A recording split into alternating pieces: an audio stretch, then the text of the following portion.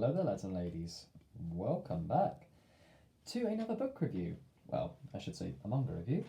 It's the sixth volume, finally, of Kaiju Girl Caramelise. With this one, it was quite short, but I'm actually glad it was short because it actually, the entire book itself focused more on one specific fight scene between Harugon and I believe the monster's called Akai, or so it says. I mean, it says Paragon versus Akai, so I'm just going to go by that. If you can't remember, Akai is the monster that, for some reason, hatched out of an egg, like after, like God knows how many years or so of it being on Monster Island. Although I don't know how, Kuro can be born from the egg and like have that human tendency or something. Maybe it has something to do with like the fact that a human touched it and maybe it like took on the form of the human, in a certain sense. Who knows? But it's interesting nonetheless, really. But you would think from how long it's been incubated, it would have like a more massive form, or it would be somewhat powerful. Well, it is powerful. Like its beam attack is quite powerful, but it's nowhere near as massive as what Harugon is, which kind of like stumped me. Like why?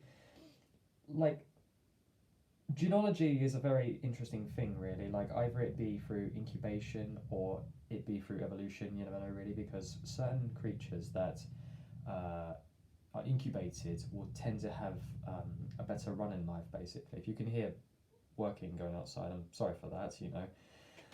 Um, so it kind of like boggled me when I noticed that Akai was so much smaller than Harugon, and also it was able to fly. Maybe that's what the incubation thing was for, the fact that it was able to fly in a certain sense.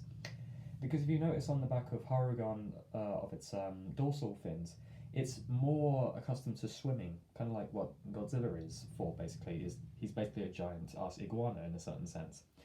So maybe the longer incubation for Akai was just to show like, oh, it's more evolutionized due to the incubation, so now it can fly. Who knows? I don't know. But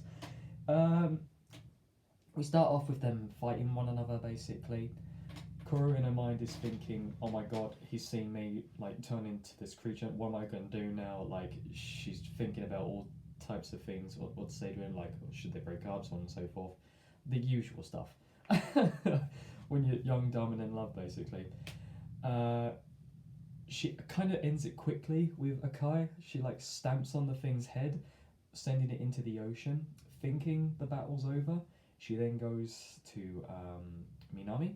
I always get his name wrong, so I always use Minami, which is the surname of the chap. And as she's going towards them, Akai pokes its head out of the water and then fires a beam off at Harugon, or Kuro if you don't understand. And that kind of like sends her sprawling backwards into the bridge where Minami and the other chap that she met was standing there, basically, because at that point Minami thought he was seeing Kuro or something like that, or Kuro was seeing this chap, but this chap is like 8 years old in an adult's body. Like, I don't understand that bit. Like, honestly, every time he was on the book, like whenever he spoke, it just made me cringe. I can't stand that trope of like, like a kid being in an adult's body or something like that. That's why I couldn't really watch Big in a certain sense. Like if you've seen Big, because well, not all of it. Like some aspects of it were pretty good, but it's just weird when you like have those childlike mannerisms in an adult body or an adult mindset in a child's body. It's kind of like with certain films when they do stuff like that. It's just weird to me. That's why I didn't really like this person's character in a certain sense, because he's just, it takes away from the seriousness of the story in a certain sense, especially when there's a big fight going on, because we're not here to see the humans interaction, we're here to see the kaijus fight, basically. Well, that's what I'm here for mostly. So yes, Kuro is knocked out, unfortunately, in the water, more than likely drowning, but since she's in Harugon form, she could probably breathe underwater, we don't know. There weren't any signs of gills on her, but we can only assume that there are probably some gills somewhere on that body. Anyway, Minami has the opportunity to go up into a helicopter alongside Kuro's friends, and he jumps out No, wait, he doesn't jump out from the helicopter. No, he falls from the bridge. No, he jumps in from the bridge, sorry. And then swims over to Harugan to then climb up onto her back to then make his way to her head to try and like wake her up in a certain sense. And it's quite dangerous for him because Harugan's spikes are quite large, very sharp, so one misstep and he could get impaled. But evermore, he's slowly trudging his way up towards her head, and he kind of gets to her and then like starts to whisper things into her ear and then rests his I think he goes to her dorsal plate and then rests his head on her dorsal plate, and that kind of like sparks the dream sequence that she has where she just thought this whole thing was a dream, and then it kind of like suddenly dawns on her that this isn't a dream, that she's just having kind of a small nightmare basically while she's unconscious in a certain sense. And then she finally wakes up after Minami puts his head on her dorsal plate, her heart-shaped dorsal plate. It's been blown off basically from the impact from Akai. Anyway, Akai is getting closer and closer. He's about ready to blast Minami to smithereens along with Harugan. And it looks like that he's blown them away until she just bursts out of the ocean completely pink. Like, you don't see it because it's like in black and grey, but it's like said, oh, it's in like the brightest pink. So when this probably gets dropped into an anime, because we all know most mangas do sooner or later, they'll probably incorporate that into it. I might watch it, I'm not so sure, but I'm just really interested in the combat, and honestly, the combat is kind of slow. Like, I was expecting like more of like a down dogfight thing, but they did have that like in the beginning sections of the book where like, you know, she stamps on Akai's head, you know, out of pure frustration of like, you know, she hates being like this kaiju. She's just a normal teenage girl basically. She just wants to be a teenage girl. So the frustration comes out, and then she lets it all out on Akai. Like, that bit was brilliant, but then at the end, it just kind of ends cheesily, where she just screams "I love you" to Minami, and then all of that force and energy that comes from within her just comes out and blows Akai up, and like nearly incinerates him. He's alive still though, so there's always a possibility for another chapter to come out. So, you know, you don't want to kill the book like 6 like chapters in, like 6 volumes in. You know, there's more to come and more kaijus to see possibly, and that's something to look forward to really. But yes, Harugan saves the day. She then turns back into a human form, completely naked in front of Minami. They don't realise this until they have a nice sweet moment with one another. Like, he finally accepts her for what she is, basically, you know, especially after that heart-wrenching moment at the beginning of the book where she kind of remembers this one boy who is Minami that kind of like looked at her like she was a monster. So it's nice to kind of see that both of them have kind of grown up from what they used to be as children to where they are now. Basically, they've matured in a certain sense, and he's definitely matured out of the two of them. They share a sweet tender kiss, and then he kind of like has to look away because she's completely stark naked in front of him. Basically, has to remind her of that. And then we kind of see Akai like float up into the air and then fly off as we see helicopters chase after him. And then it kind of ends there, basically, on a note of like, you know, the day is saved. Harugan is seen as like a hailing hero to the city of Tokyo and all that. I believe it's in Tokyo. I'm not so sure if this is Kyoto. I think it's Tokyo, from what I've seen. Yes, I think it is Tokyo. But yeah, kind of a short read. I think there's only like under 100 pages or so in this. Let me see. This one took quite a while to come out. So I'm very surprised that this was as short as it was, really, but honestly, it wasn't bad. I did like the read. It's mostly the bits with the kaiju, with the combat and stuff like that, because there's this really good picture. Where is it, actually? There's this good picture where she stamps on the other kaiju's head, Akai's head, and it looks like a really good picture. I'm just trying to find it. I say this is a short book, but it's just trying to find the bloody page, really, and all that.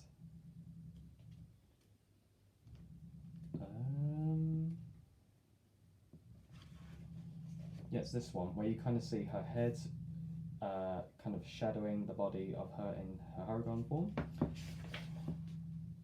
And you can't see it very well, but she's like stamping on his head right there, basically.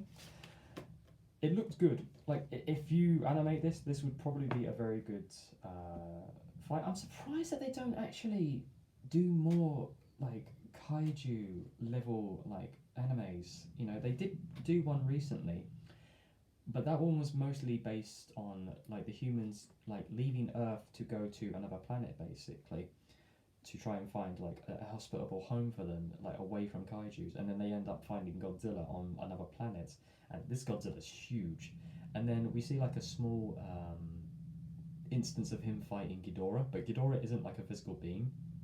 Ghidorah is like this long, dragon-like Chinese style looking snake-like dragon, you know, like Chinese style dragons, but it isn't physical. It's like made out of lightning, this pure electrical force basically. It was a really good design. I believe like today if you add it to canon, that King Ghidorah I think is one of the longest like like in length, the longest sized kaiju. Was certainly not the biggest, but it was certainly one of the longest. And then we see a small little cut of Mothra. Mothra in that looks more like a proper moth, like more butterfly than moth, but she looks like the proper size of an actual butterfly, but 20 times that. She's huge. I think it states in the anime she's actually bigger than Godzilla. So imagine Mothra actually having a wingspan bigger than like Godzilla. Like, oh my god! We don't even get to see her like fully. We just see like the shadow of her as she's passing the spaceship, and you hear like her trademark chitter, basically, which really upset me because I would have loved to have seen her like combat like some other kaiju or Godzilla or King Ghidorah. Like that would have been so good. Honestly, I would love to have seen that. Um, so with this book of Kaiju Go Caramelise, it was good in some sections, uh, kind of slow in others. Like I know we're meant to be focusing on the emotional side of things when it comes to these two relationship, but in the heat of battle, like when you're talking to someone left, right, and center, you know, when you're worrying about the person that is, you know, in Aragon's form, who is now like lying near lifeless in the middle of the ocean, I would have jumped in immediately, not like waited whilst I'm talking to whoever I'm talking to. I'd have pushed him out of the way and then jumped into the water immediately to go after, you know, my girlfriend. So it's just like, it's. I feel like I feel like the author has kind of rushed this one just slightly.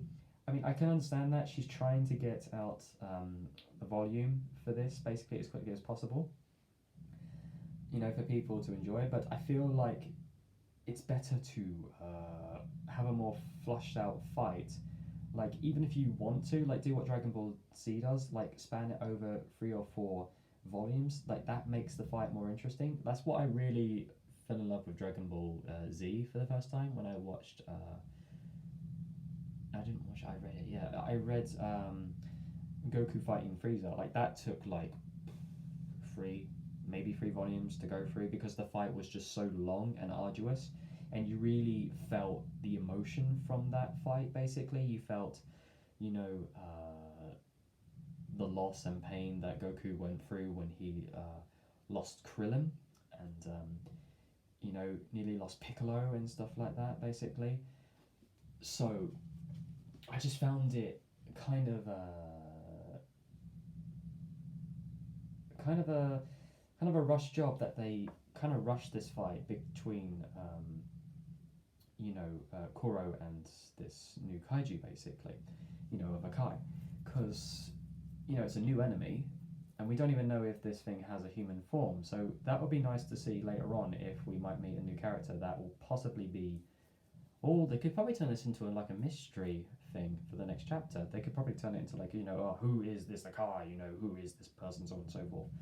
And then you meet new characters, and it turns out maybe one of them, who we already know, is Akai or something like that. We don't. I don't know. I mean, I don't think they can do that since we already know that Akai hatched from the egg. And maybe it's just a kaiju. Who knows?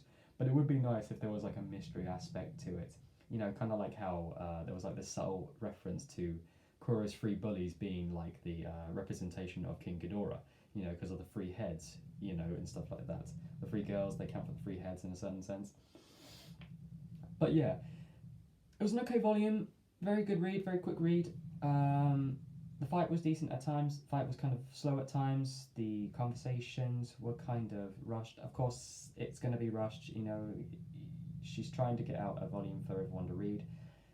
Very good. It was nice to have an ending where these two actually finally learn about each other a little bit more, and that Minami kind of learns Kuro's secret and is fine with it. You know, that kind of gives her a confident feeling.